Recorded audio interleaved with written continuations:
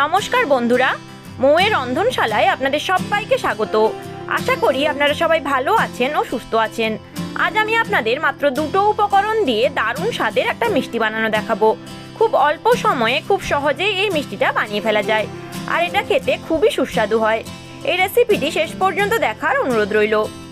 আর ভিডিওটি ভালো লাগলে ভিডিওটিকে লাইক, কমেন্ট ও শেয়ার করবেন। আর আমার চ্যানেলের নতুন দর্শক হলে চ্যানেলটি সাবস্ক্রাইব করে পাশে থাকা বেল বাটনটি প্রেস করে নেওয়ার অনুরোধ রইল পরবর্তী ভিডিওর আপডেট সবার আগে পাওয়ার জন্য। তাহলে চলুন শুরু করি আজকের রেসিপি। মিষ্টিটা বানানোর জন্য আমি এখানে কিছুটা ছানা নিয়েছি। আমি এখানে 1 লিটার দুধের ছানা নিয়েছি। ছানাটা আমি ভালো করে জল ঝরিয়ে নিয়েছি। এবার ছানাগুলোকে হাত দিয়ে 2 মিনিট ভালো করে মেখে নিতে হবে, যাতে ছানাটা খুব নরম হয়ে যায় আর ছানার মধ্যে কোনো দানা না থাকে। এইভাবে আমি হাতের সাহায্যে 2 মিনিট ছানাটাকে খুব ভালো করে মেখে নিচ্ছি।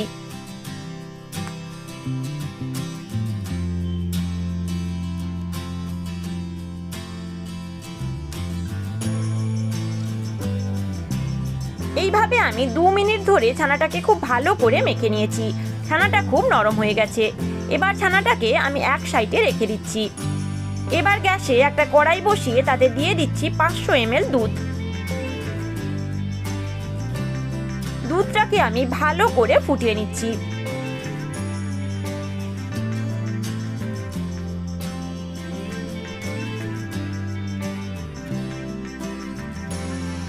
এইভাবে আমি খুন্তির সাহায্যে নাড়তে থাকবো, যাতে দুধটা নিচে বসে না যায়।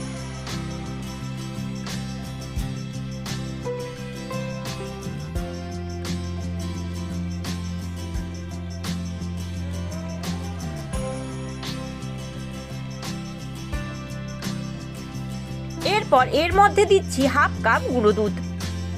গুঁড়ো দুধটাকে ভালো করে দুধের সাথে মিশিয়ে নিতে হবে।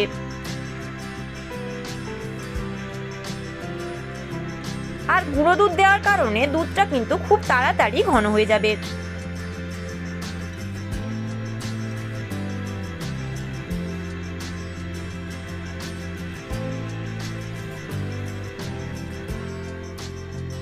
আমি ভালো করে দুধের সাথে গুঁড়ো দুধটাকে মিশিয়ে নেব।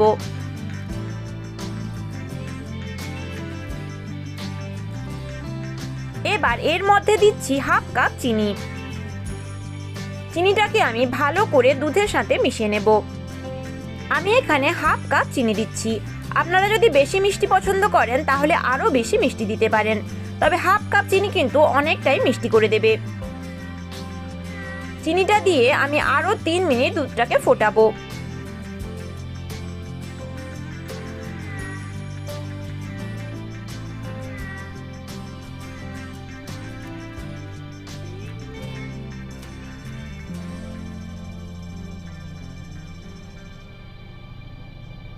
আমি আপনাদের 3 মিনিট পর দেখাচ্ছি।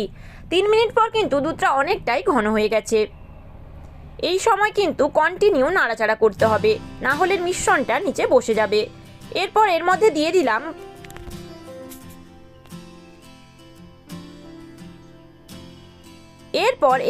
দিয়ে দিলাম মেখে রাখা ছানাটা। ছানাটাকে মালাইয়ের সঙ্গে ভালো করে মিশিয়ে নিতে হবে।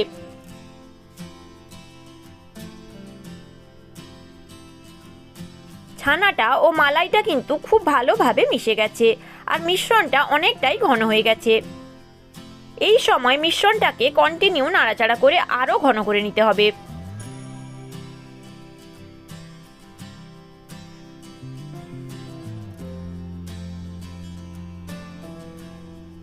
এইভাবে আমি 5 থেকে 6 মিনিট মিশ্রণটাকে নাড়াচাড়া করে ঘন করে নেব।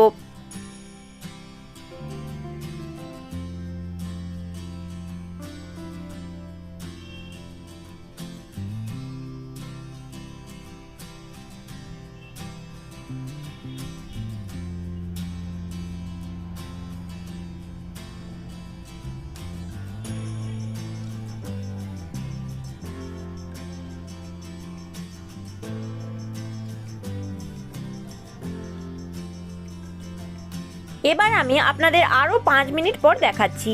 মিশ্রণটা কিন্তু একেবারে ঘন হয়ে গেছে। মিশ্রণটা যত ঘন হবে সন্দেশটা খেতে ততই সুস্বাদু হবে। এই পর্যায়ে আমি গ্যাসের ফ্লেমটা অফ করে দেব।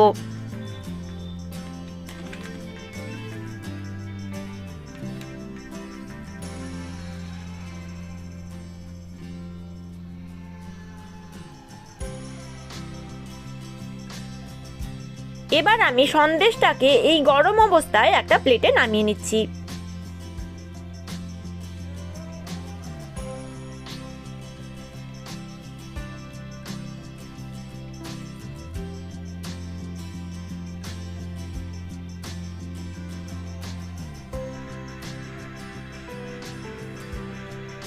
একটা খুন্তির সাহায্যে আমি এটাকে সেট করে নিচ্ছি।